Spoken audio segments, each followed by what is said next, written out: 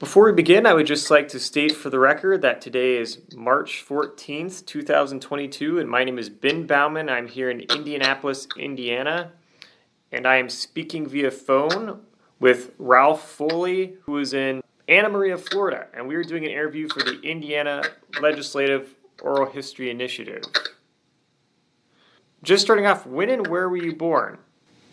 Well, I was born in Martinsville, Indiana on April 23, 1940. Okay. On the cusp of the war. I was the third son of four, and it was, of course, my earliest remembrances as a child. One is the birth of my little brother, youngest brother, and two was the airplanes from the Air Force base that was connected with Camp Atterbury at that time was in Columbus, Indiana, and the planes would practice low altitude flying, and sometimes roared over our little town in Martinsville. Okay, that's interesting. And what were your parents' names? My father, Charles H. Foley, and my mother was Beatrice Louise. Her maiden name was Myron, M-Y-R-E-N. Okay. You know, just like other names in translation, I have seen M-Y-H-R-E-N, and I think it's the same name.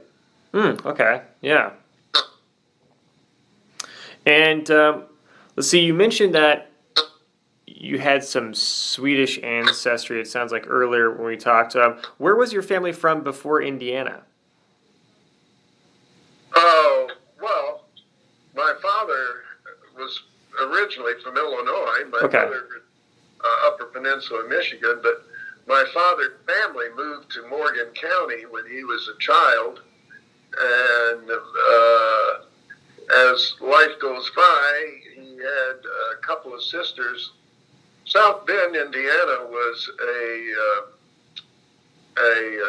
real attraction. It was a good industrial thing, and that was an up-and-coming city, and he had two sisters that went up to South Bend to find their way and make a living, and my mother and her sister ended up in South Bend, and the four women became roommates. And when Dad went up to visit his sisters, he met my mother. Oh, okay. Wow, yeah. And he brought her down to the wilds of central Indiana. Yeah. All right. And what were your parents' occupations? Well, Mother started life as a teacher, but then she, I guess today we'd say administrative assistant. She worked for a marble and tile company in South Bend, bookkeeper, answering the phone, making appointments, and blah, blah.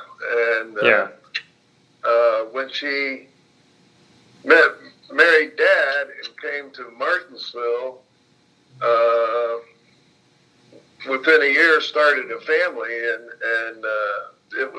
there were few jobs anyway, but she soon became a full-time mother. Okay. And my father had a number of brief occupations, but generally speaking, he finally got a law degree. In those days, you didn't need an undergraduate degree to get a law degree. It was not a graduate degree. Okay. And was admitted to the bar, and so he started in the throes of the Depression. He started his small town practice of law, which was really tough back in those days. So yeah, interesting. All right. And did you have any siblings? Yes, I had three brothers. Okay. Wow. There were four of us. I'm number three. Oh, okay. So how would you describe your childhood then? Well, for a while it was long. It was just small town kid life. That we rode by. There was no such thing as a bad. I'll tell you one thing about growing up in Martinsville is there was no good side, bad side, really. Okay. And Yeah. we rode our bicycles all over town. The same thing was true when my wife and I were raising our sons, that the economic differences between kids really, or kids' parents, while I guess you knew about it, didn't prevent socialization and friendships and all of that. It wasn't stratified by class because there was not enough of any class to be stratified. Sure. Yeah. There was always somebody who had a lot more than you, or there was always somebody who had a lot less, I guess. But basically, I think that economic kind of middle, or the economic is sometimes more important than race or religion or other things. But right. In the small town life, and then when I was about in fourth grade, we moved out into the country. My dad was a country boy. Okay. Really, we only had 6 3/4 acres, but he wanted a big garden and to have some animals and things. And Mother did not take to it well, so we eventually moved back to town. Yeah. Yeah. That's always an adjustment in lifestyle to go from rural areas to city or town. Yeah. Yeah, we had to have a party line telephone, and if you're in a profession, that wasn't good. Mm-hmm. And for the longest time, we were a one-car family. So yeah. Okay. Anyway. Yeah. So, who would you say were the most influential people in your childhood? Your parents, or? Absolutely, my parents. Absolutely. Okay.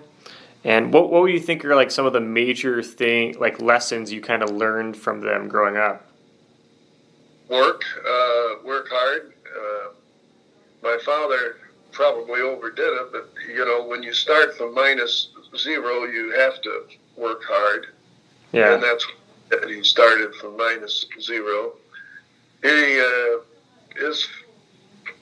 He grew up on a family farm that today would be impractical with today's machinery. And besides, in the Great Depression, it went down the tubes, which always embarrassed him tremendously.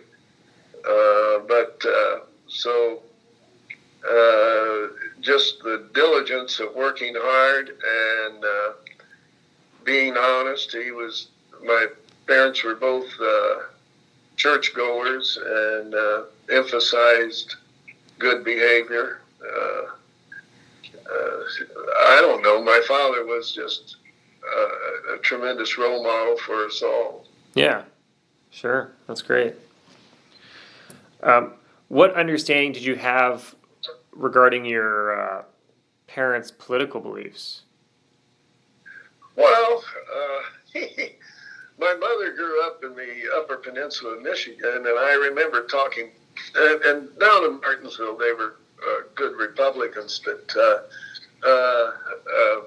I don't know what in the world he would have thought of Trump, but other than that, yeah. They were very good Republicans. But talking politics with Mother one time, I said, well, Mother, all your family are Democrats. And she said, you don't understand. In the Upper Peninsula, your choices were between the communists and the Democrats.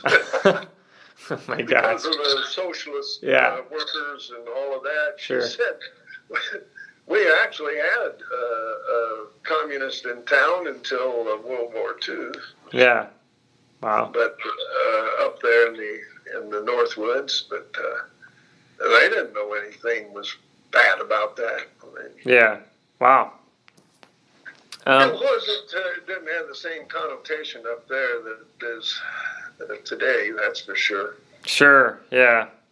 But at any rate, she laughed and said those were my choices. But Dad's family were Lincoln Republicans and very they weren't prosperous people, but they were certainly believed in the Union cause and were ever after Republicans. Family names. My middle name is Morton. I was named after my father's uncle, and he was named after Oliver P. Morton, who was named after Ezra Perry. Okay. Oliver P. Morton was the Civil War governor of Indiana. Yeah. Wow. Okay. Interesting. And back in the day, people named their sons and daughters after public figures. Yeah. Not so much now, but right.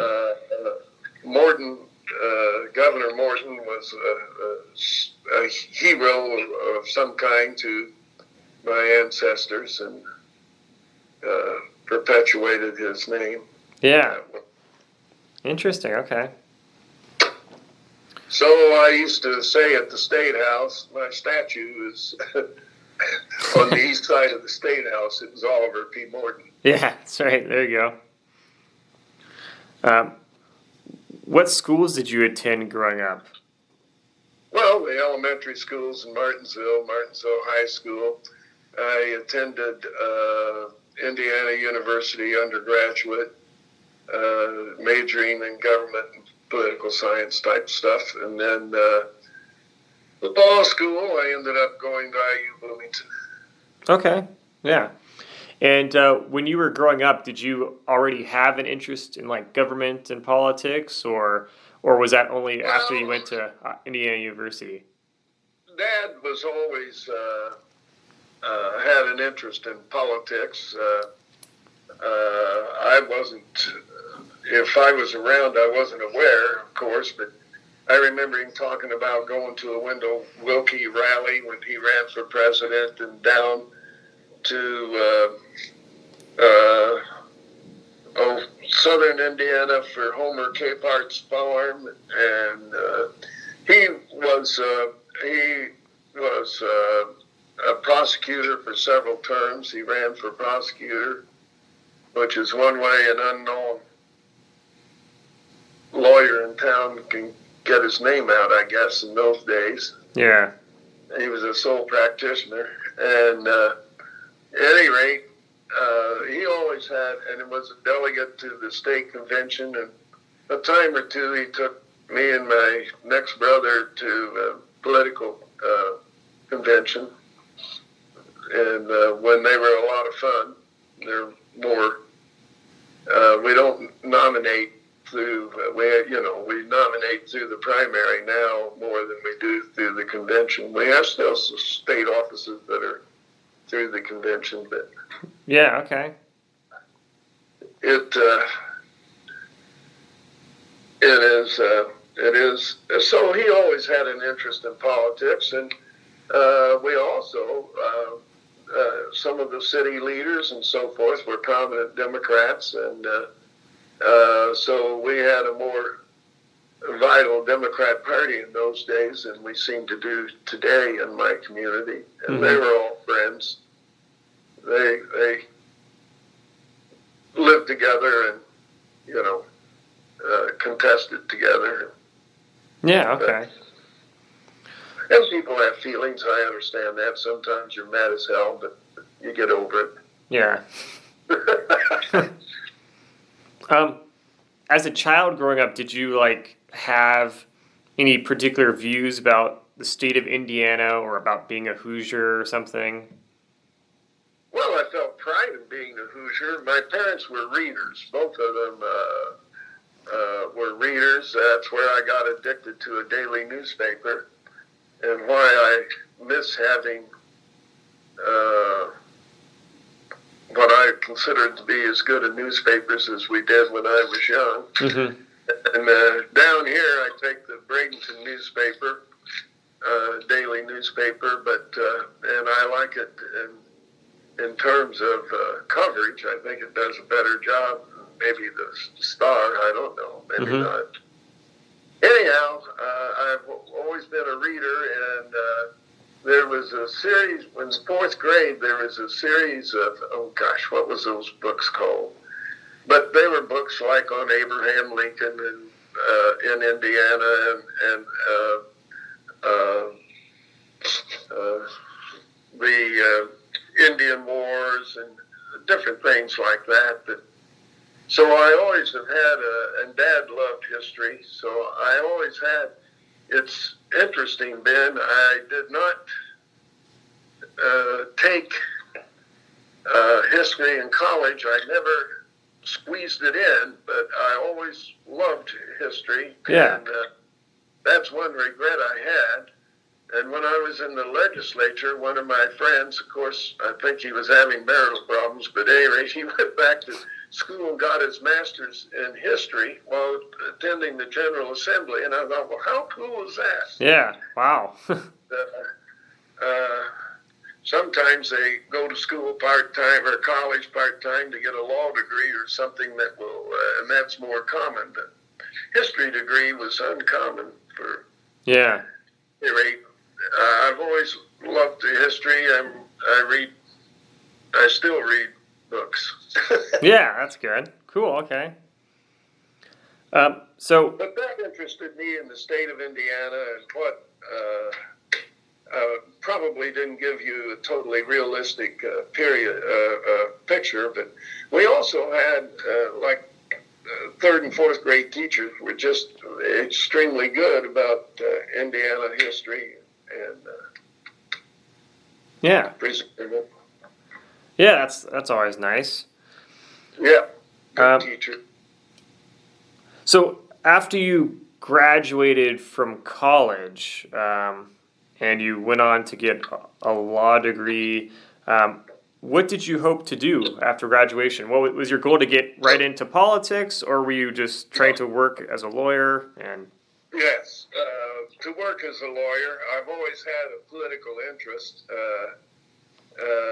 One time I ran for county chairman and failed, but again, it was a different era of what a county chairman would do and how it was. But at any rate, I always had an interest in politics and knew my local politicians. We had a congressman, Bill Bray, and Bill Bray was a remarkable man in a lot of ways. And my next oldest brother became a Capitol page in Washington, D.C. due to the patronage of Bill Bray. And so that that got some interest in politics too, was because of Mr. Bray, and good friends with his son Richard today. But yeah. My interest in politics grew. I never really formulated a plan to run for office at some point in time, but it came at a, opportunity sometimes is a window that closes. And Richard Gray was state representative, and he was leaving that to run for state senate. So there was an open seat, and I went to a meeting of interested people, seeing if we could unite around a candidate, and came out of the meeting perhaps the candidate. Okay. And I talked it over with my wife, and her dad was always interested in politics, and he was also a Republican, and which made it nice. And from time to time, people had asked him to run for Congress, but he never did. But at any rate, he was an interesting guy, and so I asked my wife, went home to talk to her, and said, I have an opportunity, probably the only one I'll ever receive, to run on an open seat in Morgan County. And she said, I'd rather have you run and lose than always regret you didn't try. Wow, okay. So I thought, where did she come up with that? Yeah. Yeah, that's interesting. Yeah. Yeah. What rocket she been hiding under? Of all the things I didn't expect her to say, that was probably it. Yeah. But it was very, very good advice. So both of us worked very, very hard to win the primary. And the general election wasn't as hard as the primary. Yeah. Okay. And so when did you get married? I got married in 1962. It'll be 60 years this summer. Oh, wow. Congratulations. That's cool. Thank you. That's, we both have to live till August, though. Yeah. There's that, but yeah. And do you have any children? Yes, I have 3 sons. Okay. Nice. All right. Cool. So when you decided to run, tell me, what was it like, running for the Indiana General Assembly? Did you have a particular political outlook or some strategy, or? Well, here's the thing. I did not have, quote, a big organization. It was nice that if I asked somebody if they could help me do this or that, usually they would. But I know in some areas you have a real nice organization before you start running for office. But it was just me and Ann, and what do I do next? And so you had to think it through. Yeah. I had to know the district, and I knew part of it, of course, but I had to know the district better, and that involved traveling to the different parts of the district. A legislative district typically is more than one county, and so I would go and meet the Republican county chairman in the different counties and ask who did they think I ought to talk to. And I know in Brown County and in Johnson County, they kind of said, well, we don't pick people in the primary, but if you win the primary, you're our guy. If I was running for office, I'd see A, B, and C. Yeah. And I asked Richard who I should see in Johnson County because it was becoming more important to the district. When I left, Brown County and Johnson County were dang near even with Morgan County in terms of votes. But anyhow, I got acquainted with a couple of older, I'll say more mature Republican women in Johnson County, and by golly, they were good, and they were insightful. Yeah. And I asked one of them how she happened to become a Republican. She said, well, my mother, not my father, my mother, because the Republican Party was more receptive to women, getting the women to vote than the Democrat Party was at that point in time. Interesting. Okay. And as a matter of fact, I once went to a program in Johnson County detailing the rise of women in the Republican Party because at that point in time, at least in Indiana, I guess, the Democrats were opposed to women having to vote. It was opposite of what I thought it might have been. These women were, nobody was going to tell them what to do. Yeah, okay. And they did it.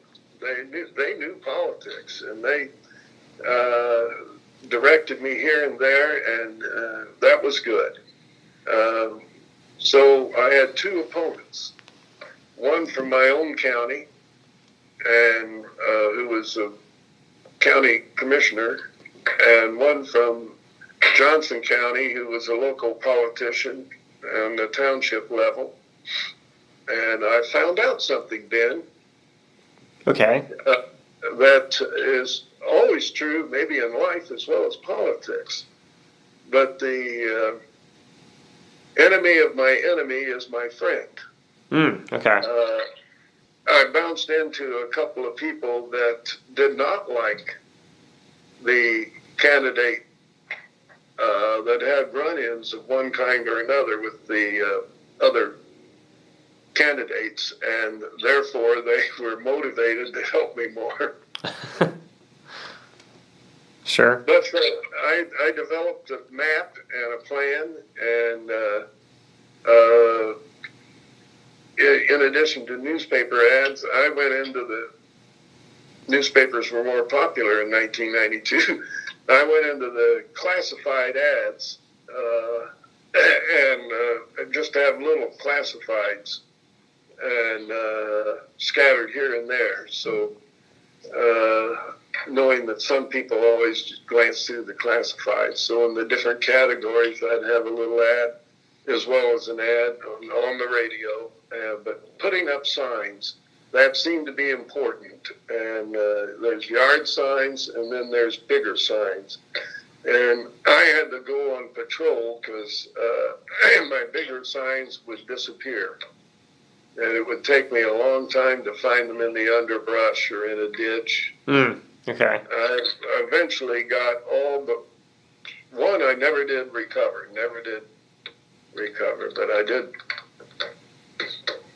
find most of them and put them back up and so on. But a lot of these people were good intersections of county roads, and they would say, nobody ever asked me.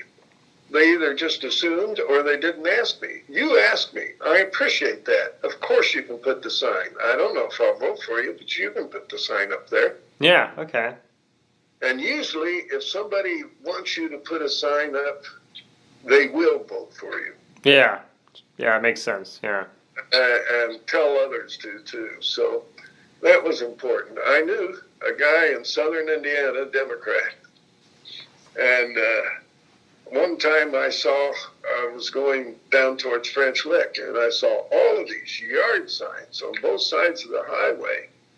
And I complimented him on it and said, that's a lot of door. And he said, I've never asked permission a day in my life.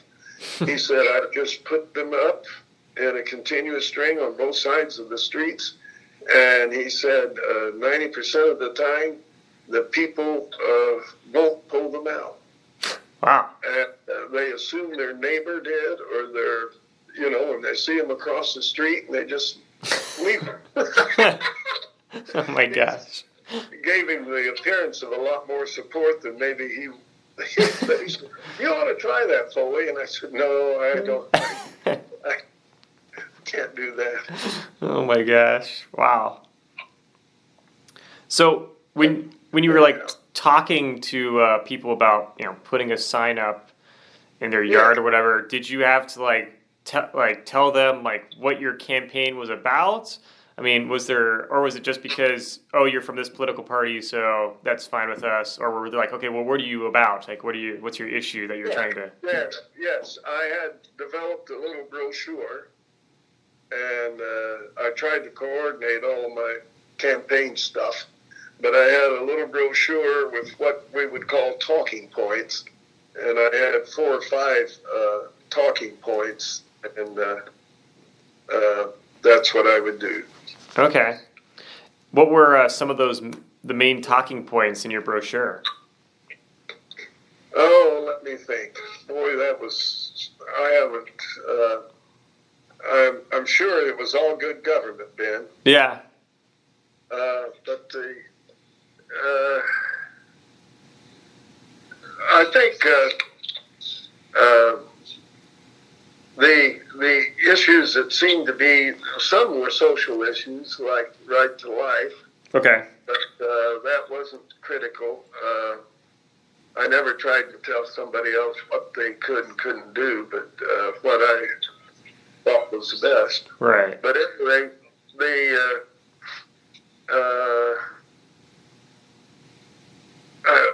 the issues with, I don't know, local government,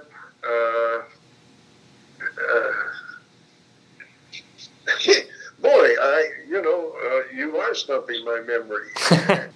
But I had bullet points. I do know that. Right. I had 5 bullet points of things that probably were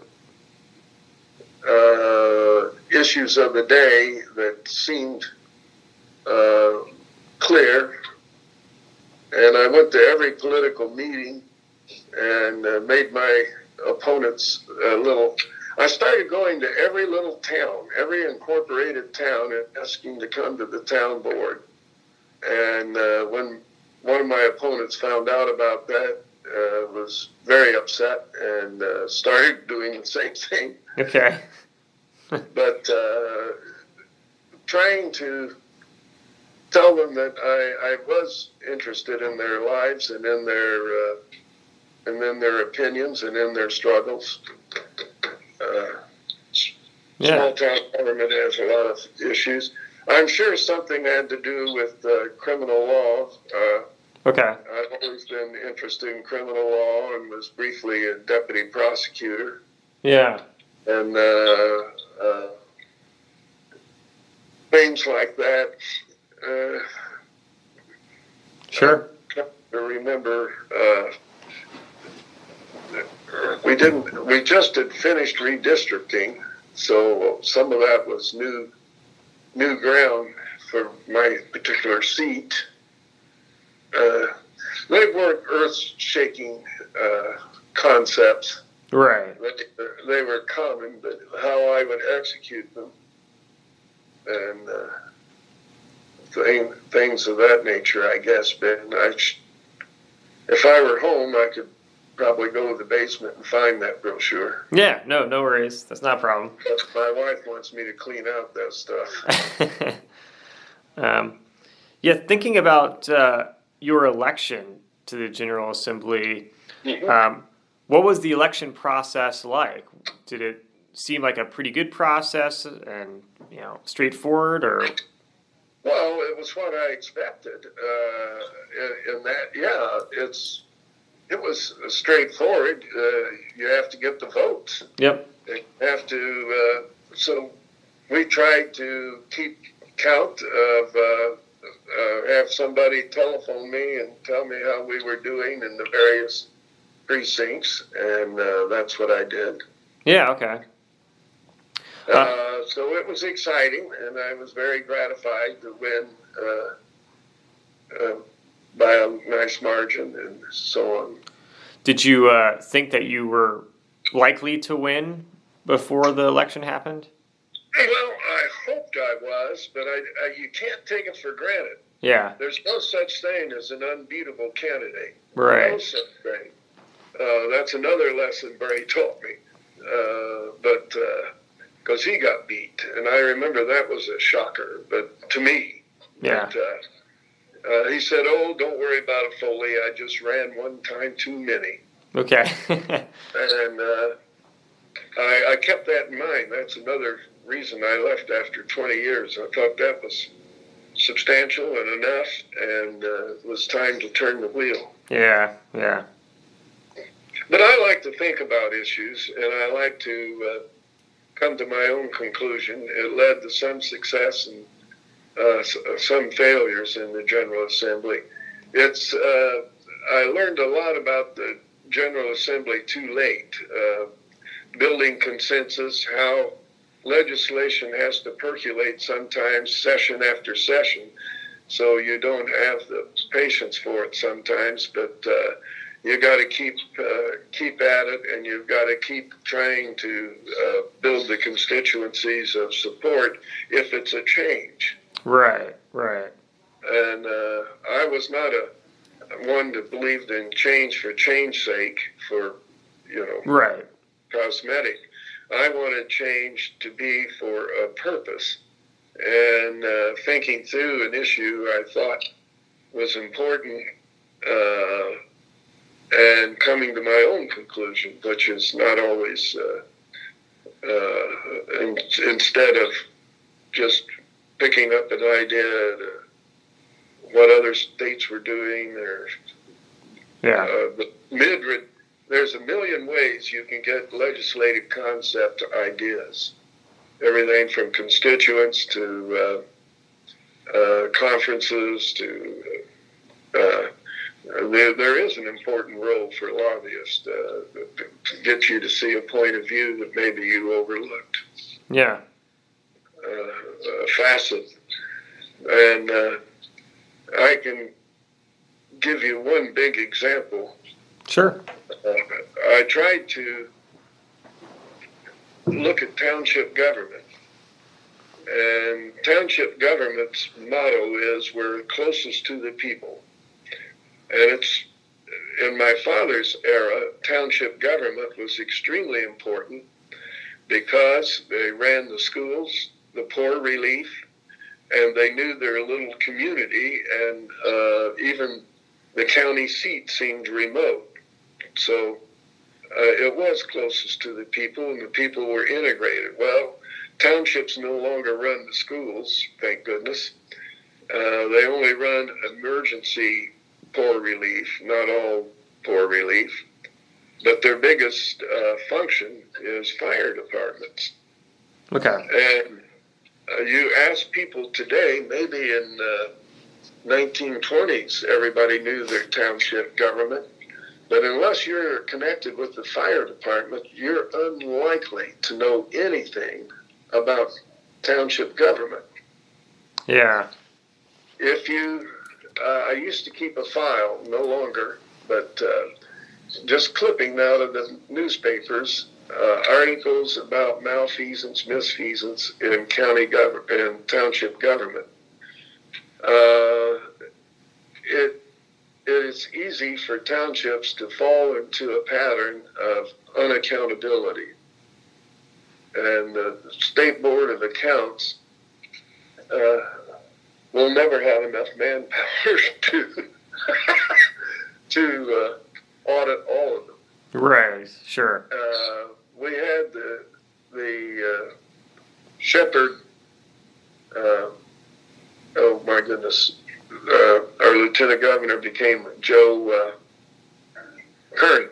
The Shepard-Kernan or Kernan-Shepard report on reforming government had a big section on township government that interested me.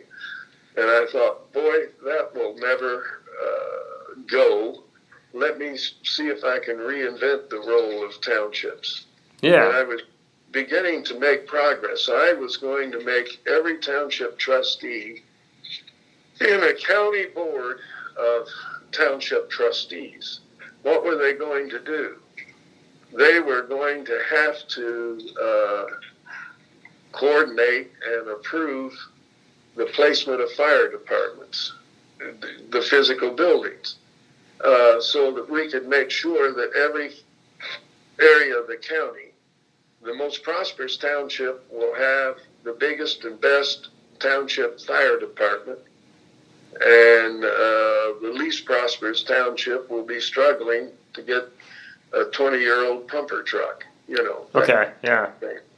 And so they would have to agree by some margin to the placement of fire halls and fire department equipment, and it would be more of a county-wide levy rather than a township levy. We've had the phenomena of townships having separate fire departments within a short distance of each other, a mile away. Wow. And then other areas, and we've had a lot of conflict with within fire departments and jealousy over territory and so on.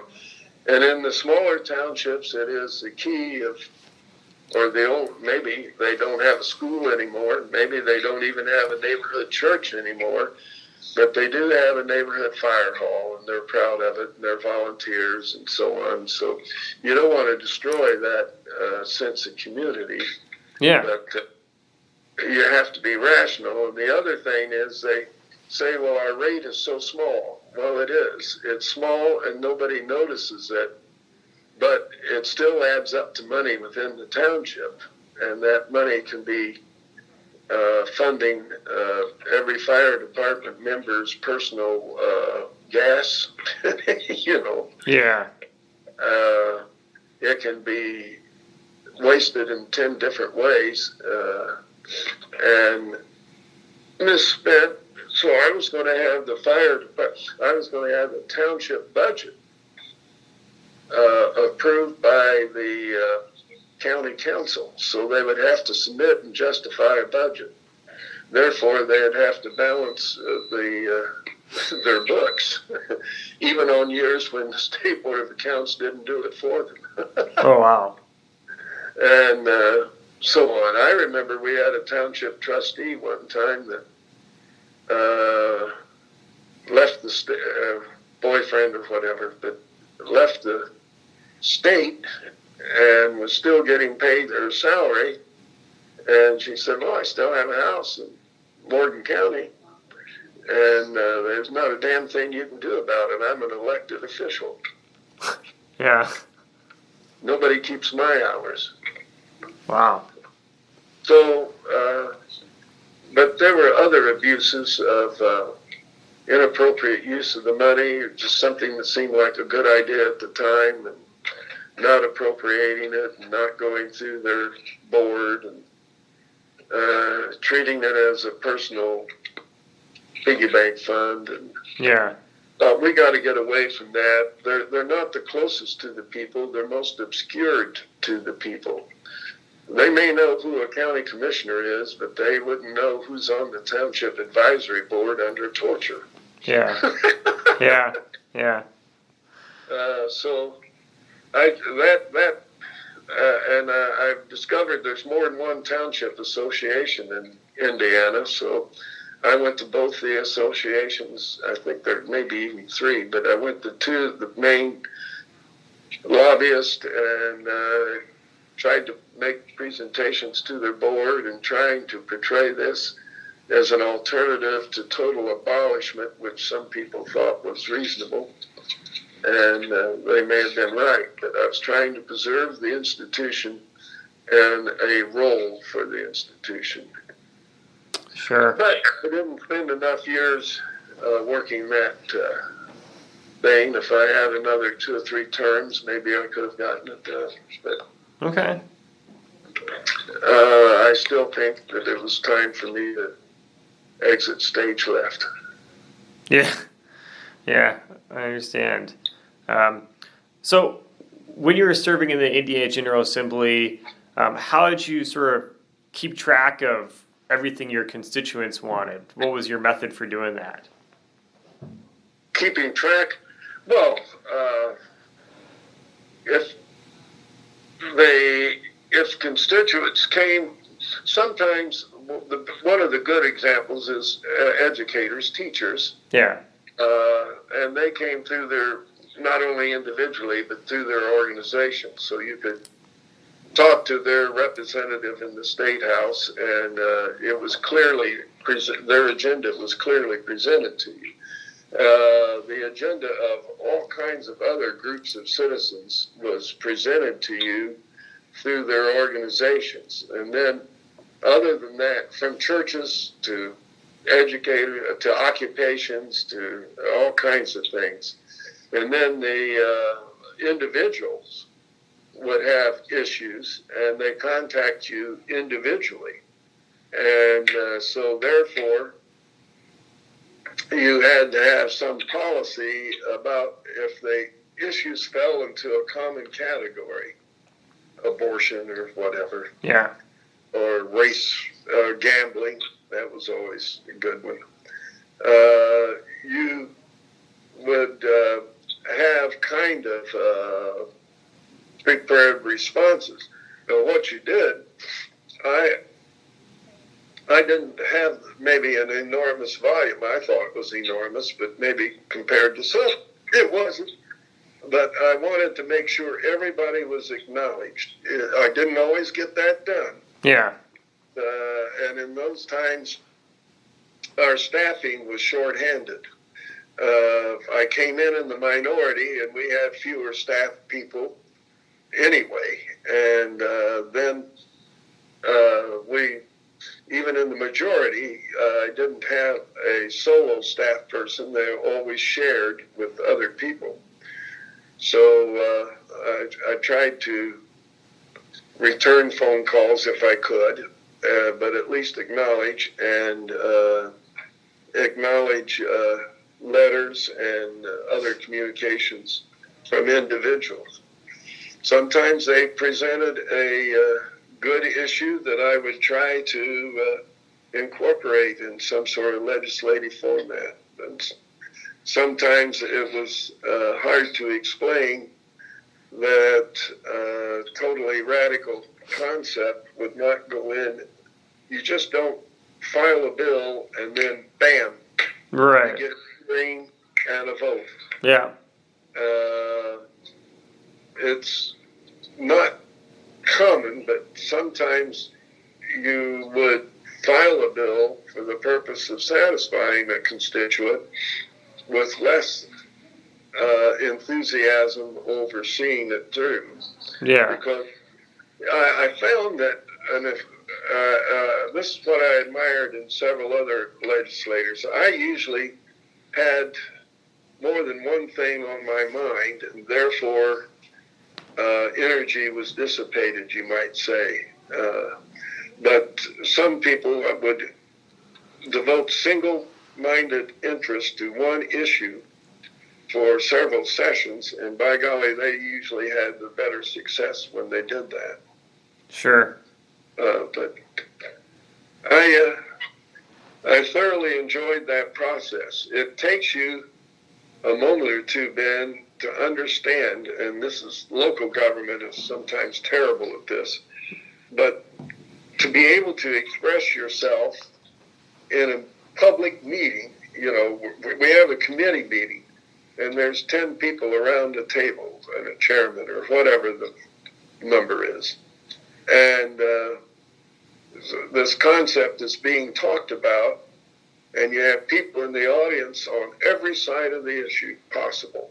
And on sides you didn't even know were in the thing. You thought it was a square and it's a hexagon. Right. But you had to be able to express yourself candidly to the other committee members, and you had to speak up so that the people in the audience understood what you were saying. You couldn't go back in and just whisper across the table.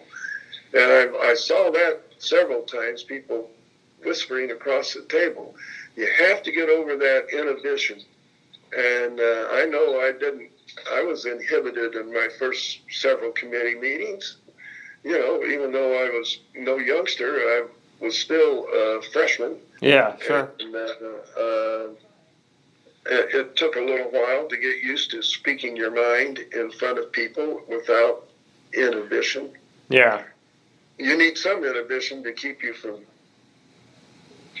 cutting off your nose to spite your face, but yeah, you need some discretion. But at any rate, there you go. You have to be able to express yourself publicly without being inhibited about what others may or may not think. Yeah. If that's your viewpoint and that's the change you want to direct, you got to do something about it. Yeah, okay. Thinking about some legislation, what was the first bill that you sponsored? Do you remember? No. Okay, that's okay. Always an interesting. Let me amend this. Yeah. It sometimes is easy to be a co-sponsor or a co-author of legislation. Yeah. But I am assuming, without evidence, I am assuming that you are able to, that you are thinking about something that was my initiative. Well, yeah, I mean, it could be My solo initiative. Yeah. And then I attracted others and so on. Yeah, it can be something that you authored instead of just sponsoring. Either way, just sometimes people have like a distinctive memory about their first bill, but a lot of people also have just no idea because it wasn't something that stuck out to them. So just kind of depends. I was always moving on to the next thing. But, yeah, sure. No, understandable. I came in the minority. It would be extremely rare for a minority member, freshman minority member, to get legislation passed in that chamber. Yeah. Without some sort of big assist. And I was able to get co-sponsor legislation that interested me, that I felt comfortable promoting. For example, I was a small town lawyer and dealt with probate and real estate. So when I had probate and real estate issues, I came up to the bat. And the other thing is, it's dull as pond water, but I was always interested in technical corrections. Okay. Therefore, there was a time I was chairman of rules and found the political component of rules, but it was a wonderful exercise also. But Phil, Gutwein is retiring this year, Doug Gutwein, and he used to say when I got up to speak, he went out for a smoke. Okay. But it was what he was talking about really was technical corrections or code revision. Yeah. Okay. Reorganizing the code.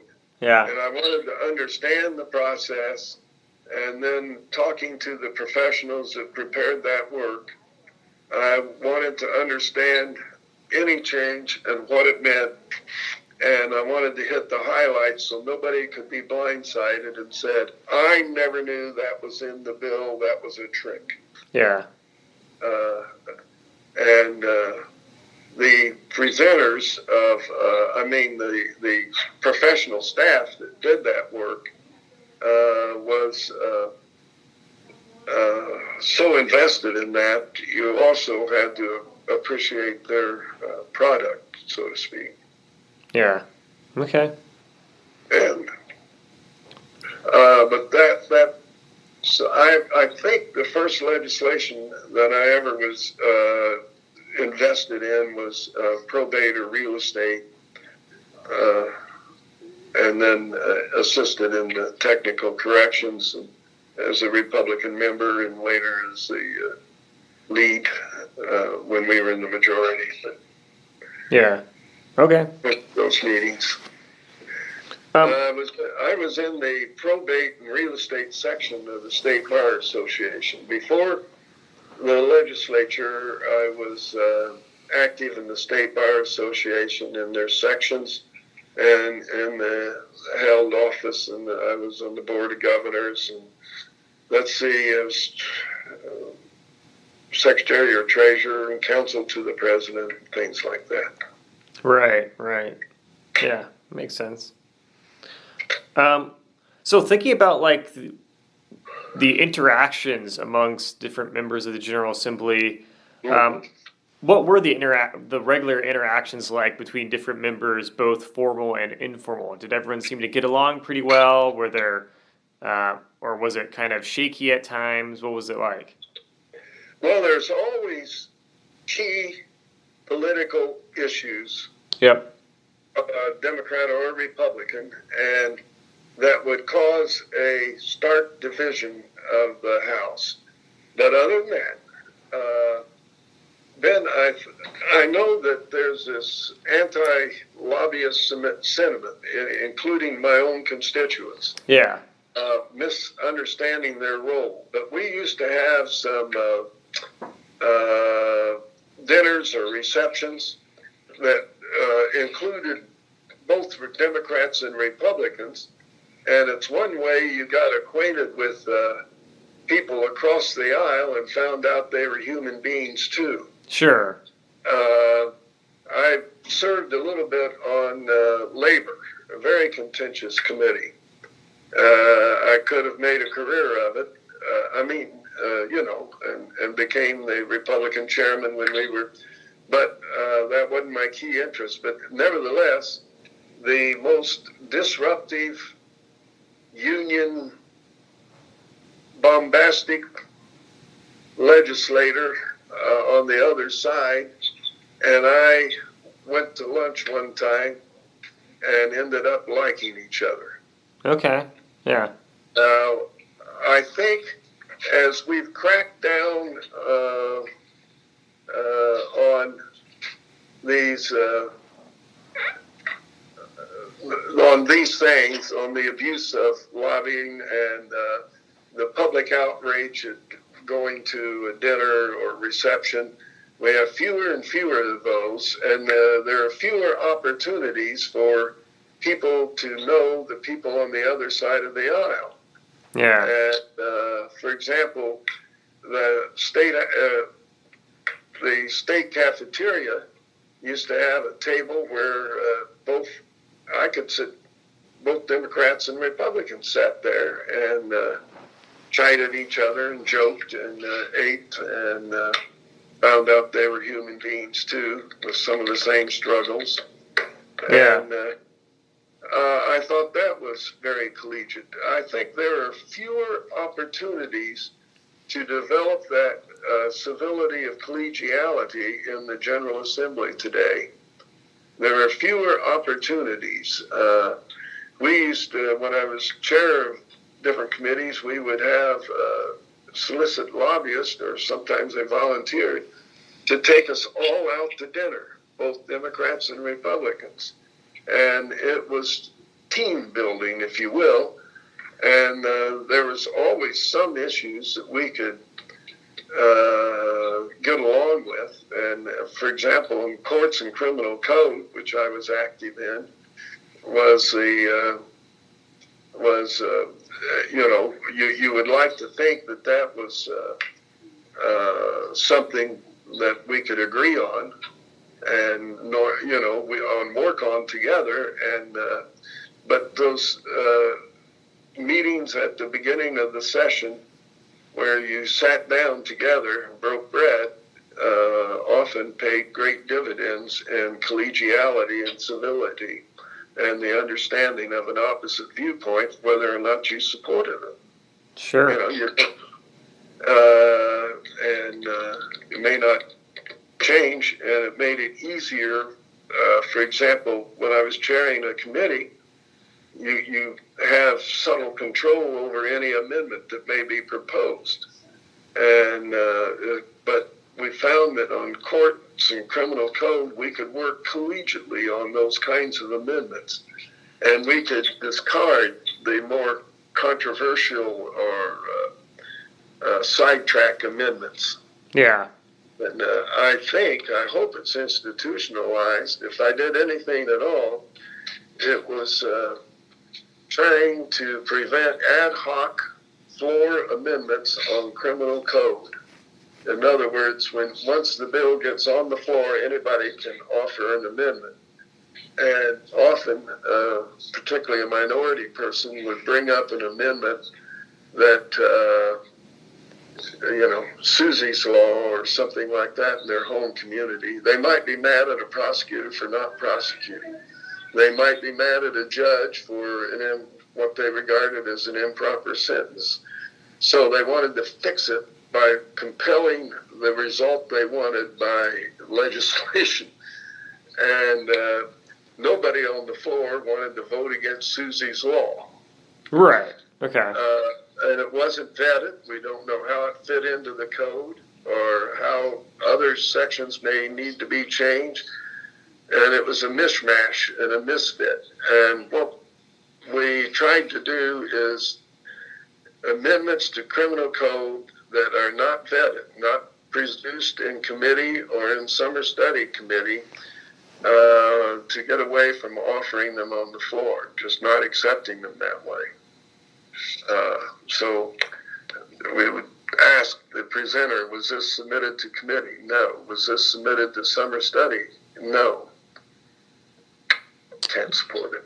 Yeah. Okay. Interesting.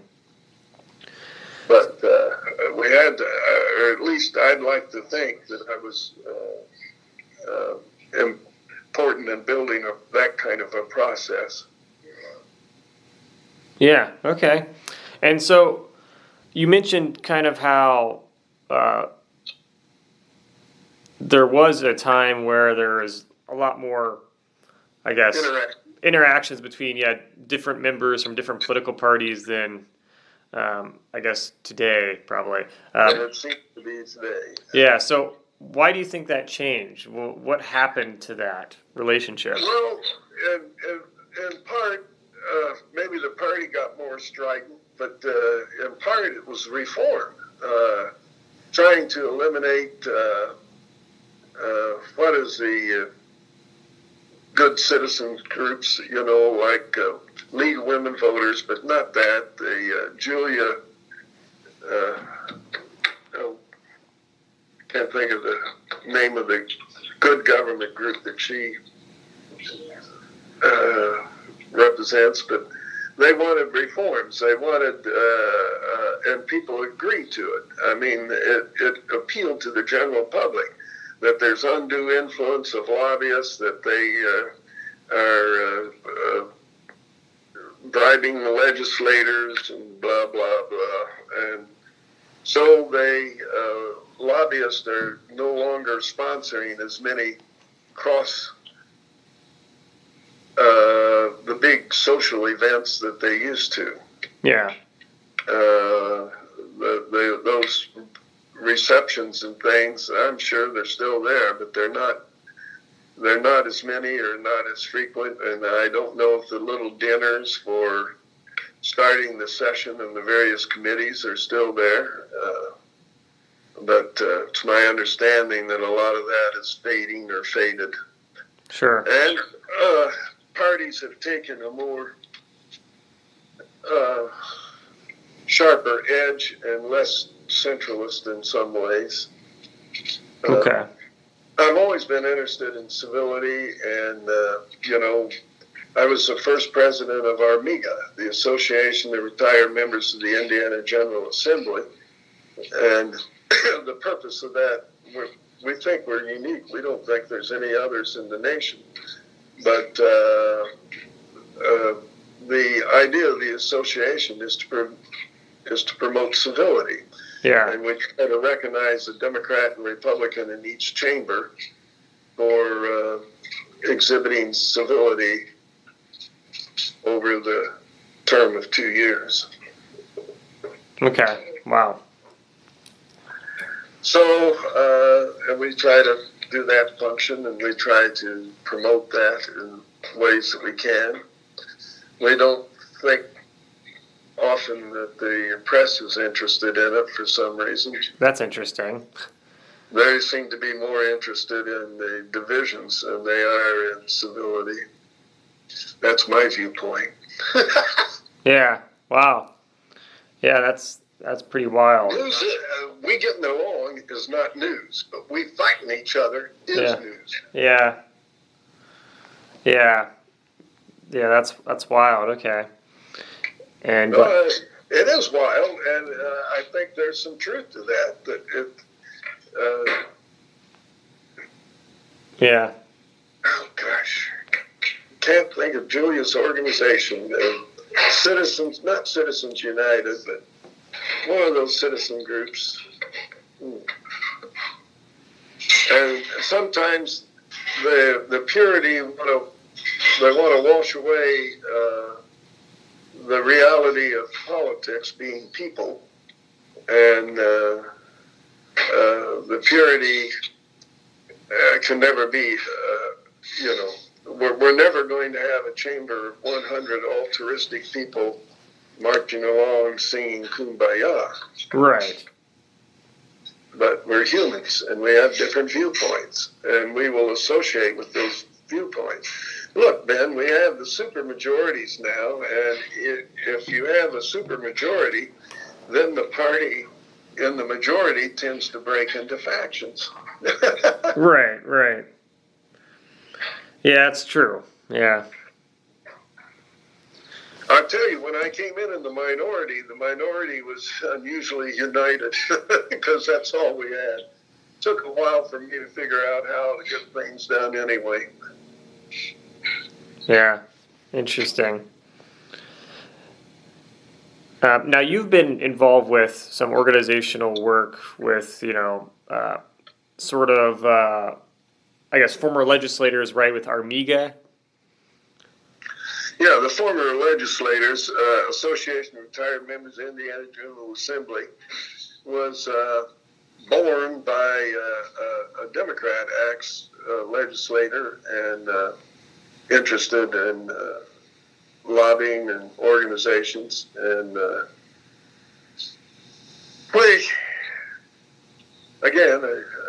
it's not, we try to have a socialization once a year. We advertise to the legislators, at any rate, that we're an organization without a center aisle. Yeah. There is no division. Whether you're a Democrat or Republican, you ran for office, and you have commonality in that. You served in the General Assembly, and you ought to have respect for that. Right. Yeah. So you're entitled to different opinions, but you're not entitled to calling the SOB an SOB. Yeah, sure. He knows it, and you know it. She knows it, and you know it. Right. Yeah. So I guess in a way, yeah, it's interesting because it's kind of because so many people talk about political polarization today, and yet that organization kind of represents, you know, kind of the opposite of being polarized, but rather coming together. Well, we're not supporting, you know, I'm not in there pro-life, you're not in there pro-choice. Right. We're in there saying, boy, we shared a battle, didn't we? Yeah, yeah. Just the civility aspect. Yeah. Yeah. Yeah. Interesting. And sometimes somebody will tell war stories that are hilarious. Sometimes they have some truth to them. Yep. Sometimes it's the truth as I remember it. Yeah. Interesting. Let's see. So we talked about kind of some of the differences that were going on between different members, but what were the differences between the House and Senate? Well, that's an interesting dynamic.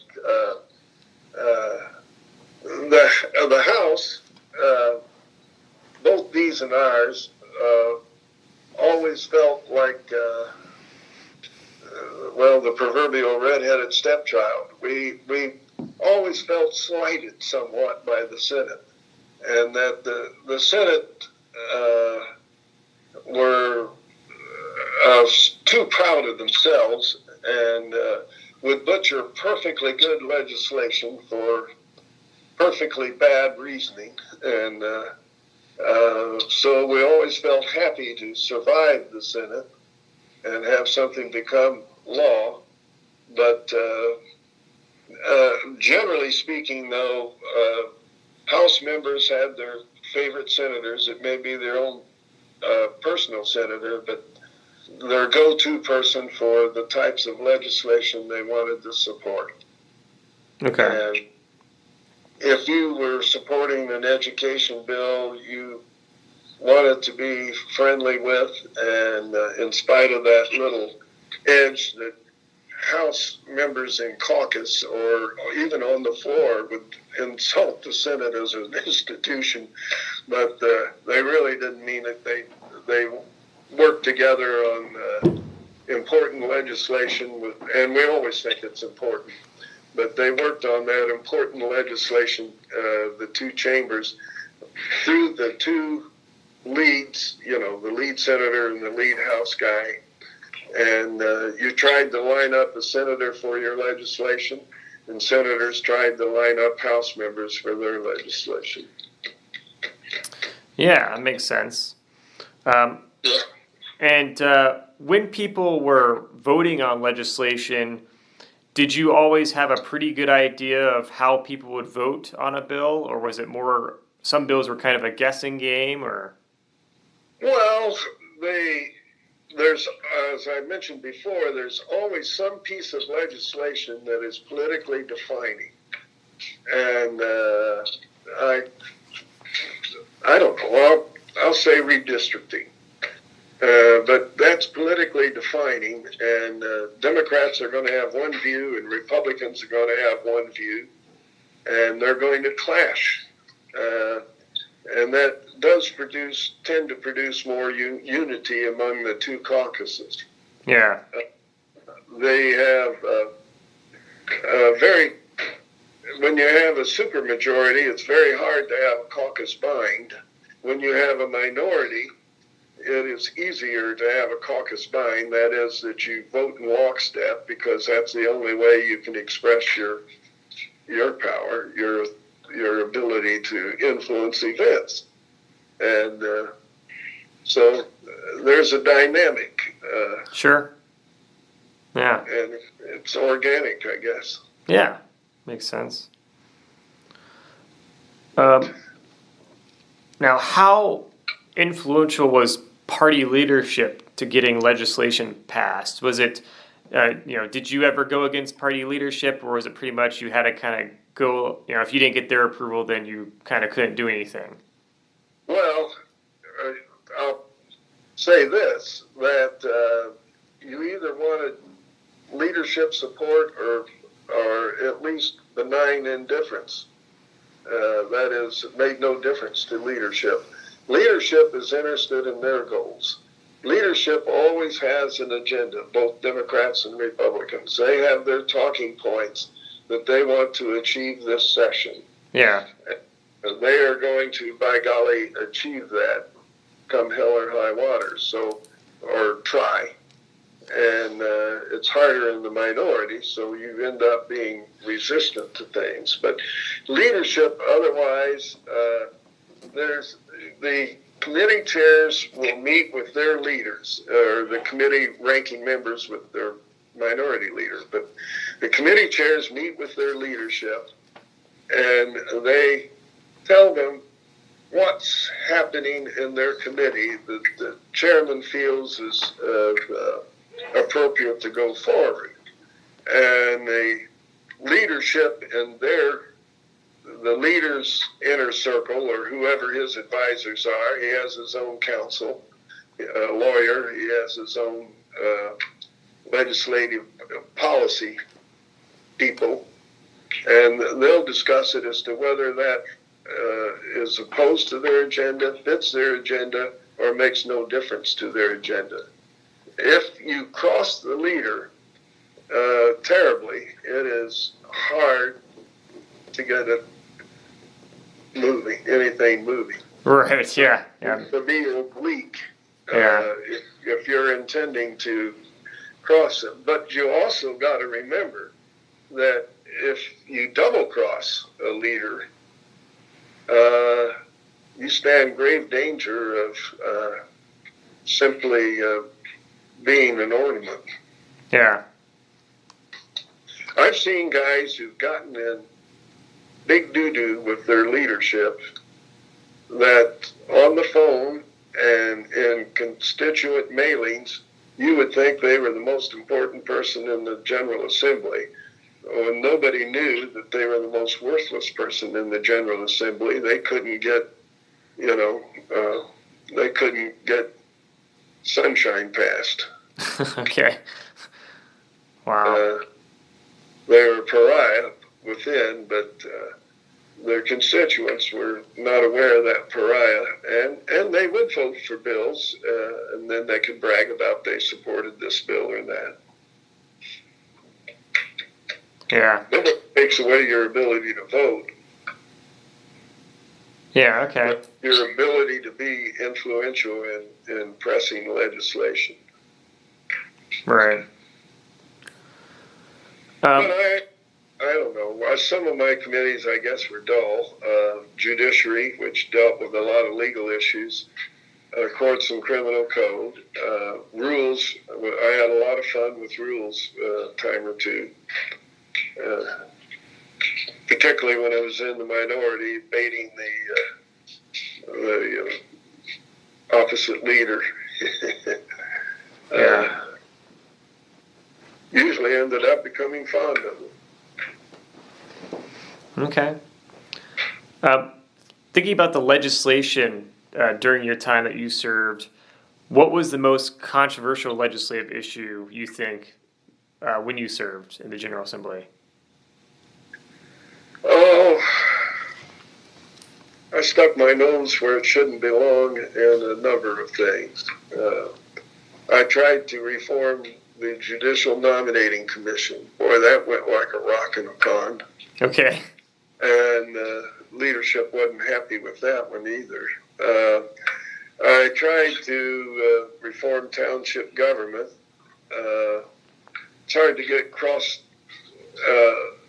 cross-aisle support on some of those things because it's easier for them to curry favor with the township organization saying, I stood up against this bad legislation Foley presented. I tried to, well, I guess I tried reform more than once. Tried to do the criminal code, but most of the legislation that I was able to pass was, I thought, fairly easy for anyone on either side of the aisle, but you're not going to get unanimity very often. So yeah, always people who were opposed to it for one reason or another. Right. Who knows? So when you're in the majority, you have the opportunity to present more legislative initiatives than you do in the minority. In the minority, you have the opportunity to make whatever legislation is being presented better. Yeah. In other words, when I was in the minority on a criminal law or probate real estate or commercial law, we tried to make whatever was presented better suited to Indiana. See, I served on, I was also a commissioner for uniform law in the United States. And as an Indiana commissioner for uniform law, got to work on legislation throughout the country, to inspire throughout the country and make things better. The best example is the one I always cite, at any rate, is the Uniform Commercial Code. Without that, my golly, we would be back in the colonial history with, instead of an integrated society, an integrated business community that we have today, with common rules on commerce. But at any rate, that presented me with opportunities to present legislation, and I often did. So uniform law, courts, criminal code, civil code were primary areas of my interest, and perhaps not as controversial as, for example, some of the education things and some of the labor things. And, they weren't exactly third rail issues. But when I broke out on my own, sometimes I had to make it clear that the governor had nothing to do with my legislation. He may or may not sign it if it passes, but it isn't his initiative, it's mine. Right. And people sometimes subscribe to you motives that you never even thought of, or connect dots that aren't even visible. Yeah. But it doesn't matter. I mean, it matters. Don't get me wrong that way. I'm not being dismissive, but sure. It is human nature and real life. That's the name of that. Now, from what I read when I was doing some research on you and stuff before the interview, I mean, it sounded like that you despite controversial things that may have been going on when you served, it sounded like you had a big interest in trying to work across party lines and focus on bipartisanship. What made you so interested in that? Coming in the minority. Yeah. people that were elected in the supermajority and never knew anything except being in the majority think all their ideas are brilliant because they're brilliant. It isn't because they're brilliant, it's because they're in the majority. They get to be able to present it even though they're as dumb as a rock. So when you come in the minority, it humbles you to understand, well, now, wait a minute. If I talk to John Gregg across the aisle and get him convinced that this is a benign but good government change to probate law, perhaps we can get something done. So yeah. But you come in the minority, you have to think and not react, and too much of it is reaction. But you got to think and don't automatically oppose things. Sure. Don't automatically put people in a box. And even if it's your sworn enemy in some committee meeting, you might be able to find common ground on something. Yeah. And it may be important to you. It's no fun to have every single one of your bills only supported by your party. How can you brag about that? Right, yeah, that's a good point, yeah. So I guess coming in the minority at first kind of, I guess, humbled you and made you understand what that's like and Yep, yeah. And how do you get something done anyway?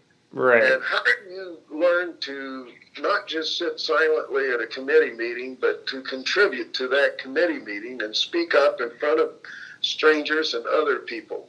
Yeah. You feel like your fly's unzipped and people are, you don't know what to, you're inhibited, but you got to get over that and speak. If you want to be of an influence in that way. I always had an opinion. That's one of my bad points. Yeah. So, do you think with the General Assembly today that there's just there's a lot less interest then because there's a supermajority and trying to get support from the other party in a bill where they just feel like it doesn't really matter anymore? Well, I think there's some of that, yes. I think that's, and the other thing is I have a lot more sympathy for leaders.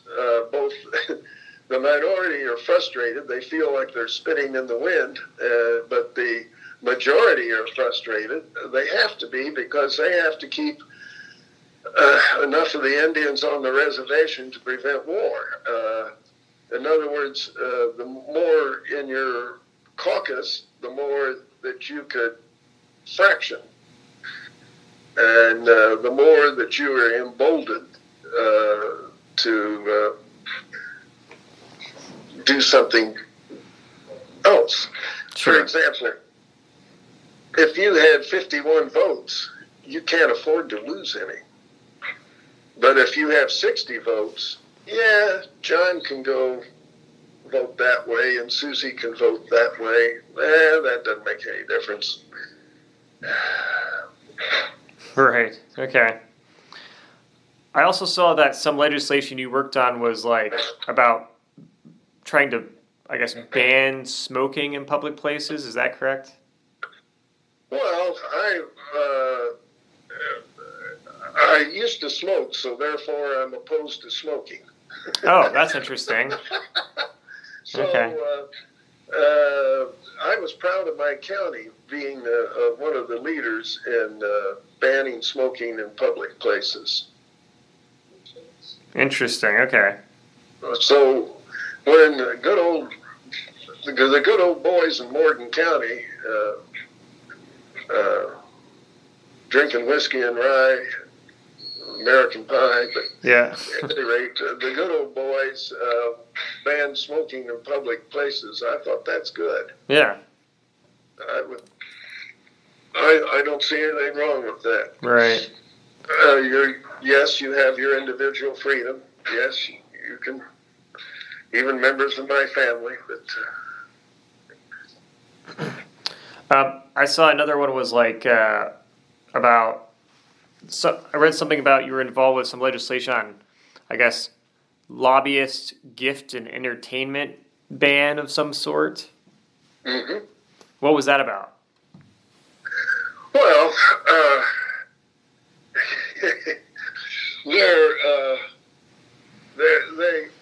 I don't oppose to an organization for giving a legislator a trinket or something like that. That to me does not corrupt a legislator. But when you abuse that and you give them a trip to the Bahamas or something like that, Yeah. And we have to be very, very careful with industries like gaming. And some people are weaker influenced, weaker threshold than others. I won't say ever that I have more integrity than somebody else, but I will say that I wasn't tempted by things that other people may have been tempted by. I've seen shiny things. I don't need to. Right. So yes, I don't want corruption, but it's hard sometimes, Ben, to find the line between just acknowledging and corruption. Sure. So that's the job. Yeah. Okay. Let's see. So thinking about your, I guess, some reflections on your service in the General Assembly, how difficult was it to manage your service in the General Assembly as well as your family life? Now it is difficult, and some legislators feel compelled because of the competitiveness of their district or something to devote even more time and energy to being, quote, a representative or a senator, state representative or senator. Yeah. Some states support their state legislators with home offices and home staff and all of that. That's, to me, going a little bit too far. I don't mind if somebody comes up to me in Walmart or Kroger's or wherever, as long as they don't accost me. Right. Yeah. But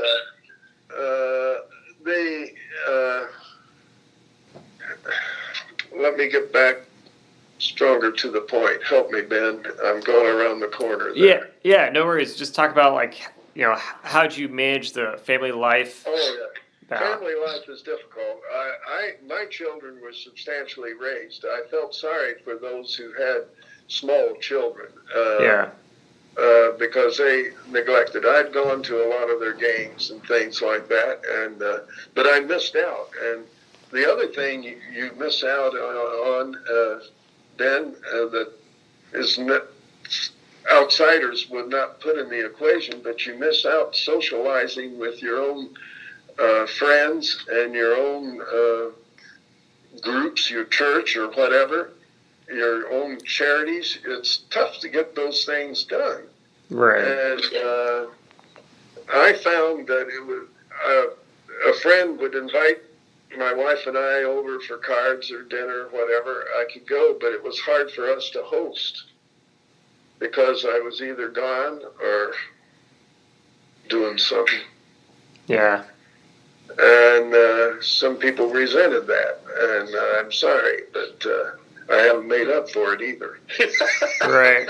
But anyhow, I think it does. There is a sacrifice, and I found that I had an economic sacrifice. Some people assume because I was a lawyer, somehow I made money off the General Assembly, and it's not true. Yeah. I was unable to serve my clients effectively, and I lost clients. I lost work because of the General Assembly. Sure. Now, if I had a big office, maybe they could have picked up the slack, but I never did. I wasn't one of the big downtown lawyers. Right, right. So, how would you summarize your time overall then as a state legislator? Well, I learned to love the institution of the legislature and the people that populate it on either side of the aisle. I have a great deal more respect for state government than I ever did before, and how it operates and what its challenges are. It's a wonderful thing, and I hope that we keep an element of citizen legislators. There's too many that think that we ought to professionalize the legislators, and then you will see it exponentially explode into these regional offices and home offices and staff here and staff there, blah, blah. But I really loved it, and I loved it was a highlight. It came to me at a right time in my life, and I just treasured the time I spent there. Yeah. Okay. Very important for me. Do you have a favorite story from your time as a legislator? Well, yeah. John Gregg was Speaker of the House and a Democrat and a wild man to some ways and a good friend. And we had some traffic bill, and I had an amendment on the floor of the House doing what I tell you is not good practice. But I had been annoyed in traffic commuting to Indianapolis and driving around my district time and time again and I still am, except when I forget, the failure to use turn signals. So I had this cockamamie joke amendment about criminalizing the failure to use turn signals. Okay. And increasing the penalty as you got older. Now I'm 81. I don't think it's as funny as I did. But for example, I would say if you're over 75, then the fine is doubled and you're in prison for a month or something. So failure to use turn signals. And I got on up at the stand and the rostrum and made my little comments on the legislature and got some giggles and made my point that we have a lot of traffic laws that cannot be enforced, but should be enforced or should be something we do for other people because we can't read minds. And then, as you can do, as the legislator said, Mr. Speaker, I withdraw my amendment. John Gregg said, Representative Foley, I didn't hear you. And I said, I'll speak up. I withdraw my amendment. And he said, I didn't hear you. Close the board. Oh, no. So they closed the board, and somebody even pushed my button red. So I had 100, and the speaker voted against me. I had 100 no votes. And he says, you now have the record for the biggest defeat in legislative history in the state of Indiana. Oh, my gosh. So I got a lot of laughs and a lot of ridicule over that, and John had his fun. You got to have some fun. For gosh sakes, you can't run it like a morgue. Right. Yeah, that's right. It'd be a pretty miserable place then, yeah. And I'll tell you some other insight. Once we started filming, that is videotaping, putting on live online all of the committee meetings and the General Assembly, the humor was stamped down. The inside jokes were stamped down because it could be embarrassing. Yeah. To make a joke, or people would think you're serious or something. So it made the environment less flexible and less less flexible and less humorous. Sure. And you need the humor once in a while to break the tension. Right, yeah.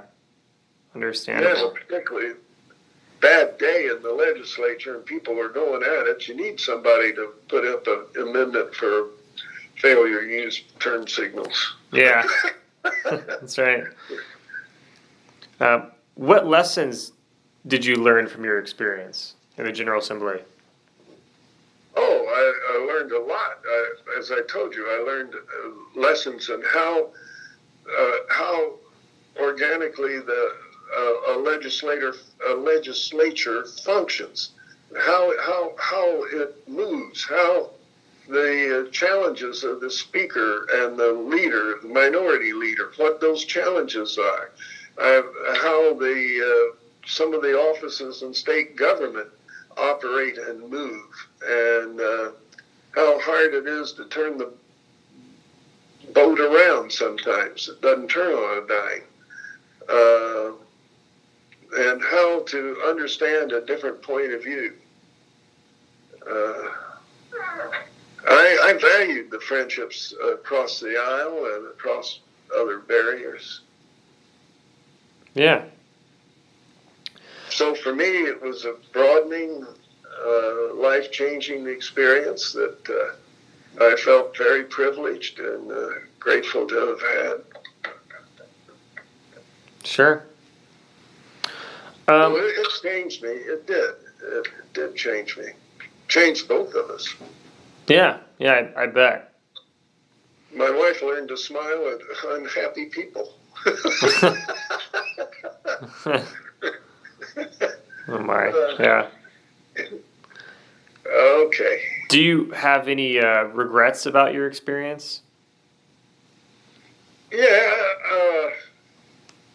I regret that sometimes when I had very, in my view, Ben, according to me, I was telling you about people's viewpoints, but according to me, in my wisdom, I thought I had a very good legislative concept, and I never quite got the hang of building the support. I was too impatient.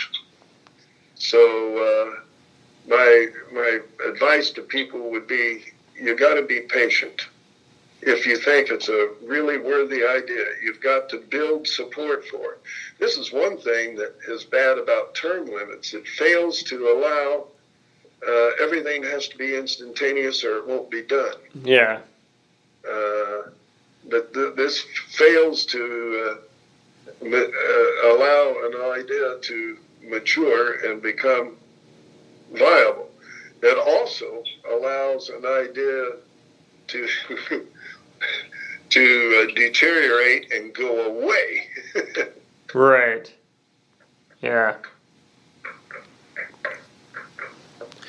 Was there like a proudest moment that you had in the General Assembly?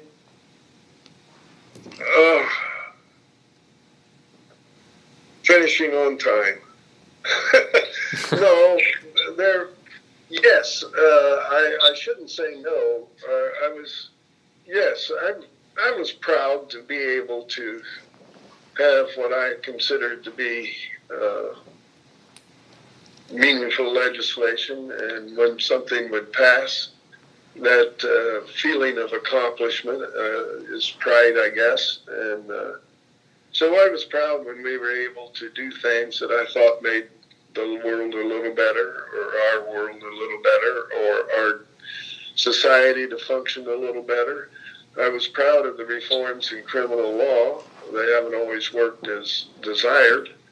I was proud of some improvements in commercial law due to being a member of the Uniform Law Commission. What you do, Ben, is you go on to the next thing, and sometimes that feeling of accomplishment, you don't savor it because you got to go on to the next thing. You got to keep moving. You got to go. Right. That to me blurred the one shining moment because there was always another thing I needed to do. I felt compelled to work on. Yeah, makes sense. One little bill I've always been grateful for. It's okay to say I'm sorry. The tort law, personal injury law, accidents and medical accidents, things like that. People are afraid, involved in that, to say I'm sorry. People are afraid to say to the victim, I regret this happened, or I'm sorry for your pain, because it's taken as an admission of guilt and slammed right into your face. Wow. So I passed legislation that it's not an admission of guilt, and it's okay, for example, a doctor who had a bad result to go up to the patient, hold the patient's hand and say, I'm sorry it turned out that way. I really regret it. And sometimes you see a victim in court will say, if they had only told me that they were sorry it happened, I wouldn't have filed this lawsuit. And I got one letter after that legislation, one letter from my old retired general practitioner at home who was living in a retirement community in Marion County to be closer to kids, Bill Winter. And Bill died this year at the age of 95. But he wrote me a tender letter of praise and appreciation for being able to say I'm sorry without the fear that it would be taken as an admission of liability. Wow. Yeah. Because you do everything by the book, and sometimes you have a bad result, and sometimes you skipped a step. That's true. But by God, you ought to be able to say, I'm sorry it happened. Yeah. Yeah. Let's see. What advice would you give to future legislators or even current legislators? Patience. Understand that it's a mighty thin pancake without two sides, as Rex Early used to say. Yeah, okay. Understand that there's another viewpoint. Try not to take it personally. Try to find something you like about the other person. Sure. There was a young bachelor on the Democrat side, and he married one of my assistants on the Republican side. Okay. But they have something in common. But, try to not miss, good golly, we're all human beings, and civility. Sense of humor. Sometimes it got me in trouble, but I always, I guess it's the Irish in me. You have to be patient. You have to have a sense of humor. You've got to understand that there are different perspectives that are valid. Yeah. Maybe there's something you should know.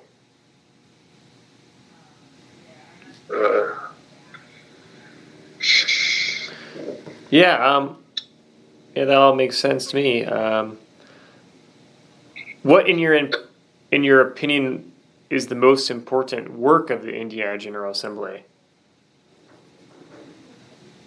The most, you have the obvious things that are the most important: to get a budget, Yep. to do no harm. So the important thing in the General Assembly is to keep government working in the ways that it's supposed to work.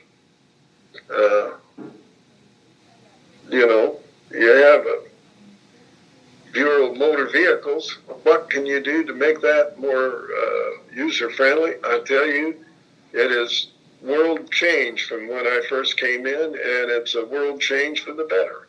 Yeah. It's much, much better and much more professionalized. The purpose of the General Assembly is to keep the state of Indiana working towards its goals in as an efficient and a manner and a fair manner as possible. We have, the government functions to build roads and schools, yes, but they also to build rules for how we get along so that we don't have duels in the alley and sword fights in the streets. We have to have a civil society is a society that abides by certain universal rules or codes of conduct. And they're not always black and white. You could say the 10 Commandments, but then the devil's in the details. Sure. So they're continuously working to fund the government at a reasonable rate and to do the functions of government, make government function. My constituent complaints were usually about, I can't get a response from the Bureau or the department, or they're running roughshod over my farm or my business. And you say, well, let's see how that works. Yeah. The business of the General Assembly is to make government work and to fund it in a cost-effective way as possible. Right. They always say the budget. And the short session is to just fix what ails, not to start new initiatives. But we start new initiatives in the short session anymore. And then that makes people want more session. But I don't know. Yeah, understandable.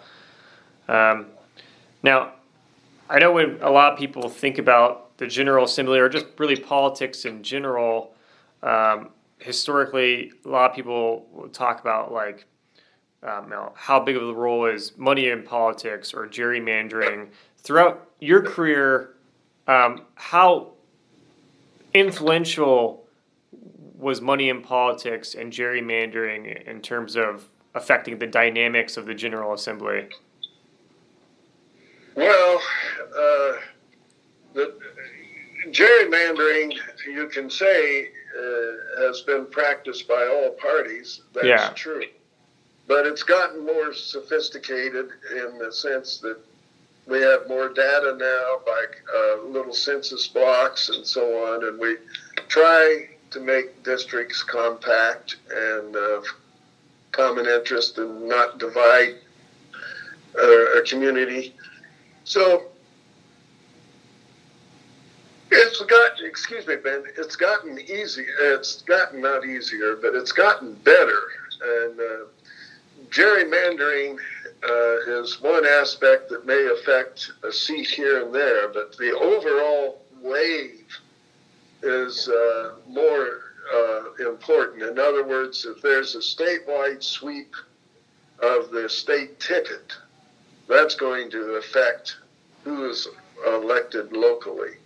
A lot of people do separate their local legislator from the political parties, it's true. Some of them, more of them are running, and it's hard to find a political symbol on their literature or party. And you don't even casually, you might not know they're a Democrat or a Republican. But, right. So they're trying to avoid that. They're trying to have people identify with them as a person rather than as a party. But what happens on the state level or national level does influence what happens in the General Assembly and who gets what seat. It is a local. I don't want to distract from that or diminish it. I was locally elected and probably could have sustained a Democrat wave, probably because of the demographics of my district and because I had some support in the November elections from Democrats as well as Republicans, but not enough maybe. But what I'm trying to say is that sometimes the statewide or national trend overcomes gerrymandering or washes it away. Sure. And you can't at any rate, you can't avoid it, even though you're a nice guy or gal. But if you identify locally with your state representative or state senator, that's critical, regardless of where the boundaries are. Yeah, gerrymandering can make a difference, but it's getting harder to do in a technical age and harder to detect. And I think it's to some extent overrated. Okay. It is real, but I think some of these national trends or statewide trends overcome gerrymandering. And some of the losses are not as a result of gerrymandering, but simply a change in statewide voting habits or national voting habits. Okay. Thinking about sort of the general public now, what does the public not know about the Indiana General Assembly and how it operates? Well, I think it's hard for them, general public generally, with few exceptions, hard for them to understand how it operates or why it's necessary to get along with the other party or with anybody for that matter. And it's hard to understand the work it takes in getting any kind of legislation passed, how many hands it has to go through and how many voices have to be heard. So the process isn't as cut and dried and open and shut, so to speak. It doesn't just happen. It's a process. So I guess the biggest thing the public doesn't understand is legislation is a process. And it's not a package that just gets passed down the assembly line. It is a process. Yeah. What else do they not understand? Well, I thought I was more in tune than most, but didn't understand all of the dynamics of government and legislature, but that's okay too. Right. Okay. What enduring qualities do you think the people of Indiana still have? You mean the general populace? Yeah. Well, authenticity. I think we have Hoosiers, by and large, are authentic people. They are who they say they are. And that they have that dash of integrity and makes them authentic and genuine. I thoroughly enjoyed people. If you don't like people, you shouldn't be in the General Assembly. Yeah, that's true. That's be hard to be a member of the General Assembly if you can't get along with people very well. Yeah. Yeah. Sometimes people get elected, and you wonder how it ever happened. Maybe they never met him. Yeah. Oh my. Well, so I think the people have authenticity, and that leads to some integrity and some interest in the world around them. By and large, they're darn good set of citizens. They want to do the right thing for the right reasons. They want to be good Americans. Yeah. That's one of the phrases I tend to throw around lightly. I'll have a waitress bring me an extra napkin. I say, "Thank you, you're a good American." But I think by and large we have a dang good state. Yeah, that's good. Let's see. Last question I have for you then. What do you want the people of Indiana to know about their role when it comes to the function of the Indiana General Assembly? would like people to take kind of a longer view of,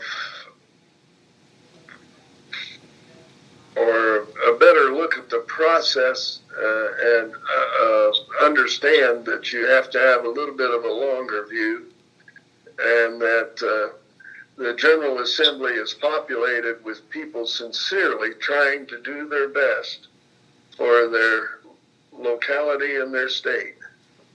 And just understand that people may have different viewpoints, but they are trying.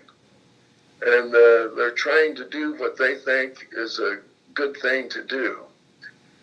So I want them to understand the process rather than a product on the assembly line, and that you can have people of goodwill even though they have dumbass views. Yeah. That's not very nice to say, but it seems an exaggeration. But you may think they're a foolish person or something, but hold back. Right. Yeah, okay. Well, that's all the questions I have for you. Is there anything that I did not ask about that you want to mention? Oh, probably. Okay.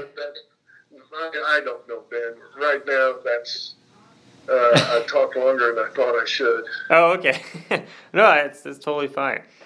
All right. Well, thanks again for doing this. I appreciate it. Thank you. Talk to you later. All right. Okay. Bye-bye. Bye-bye.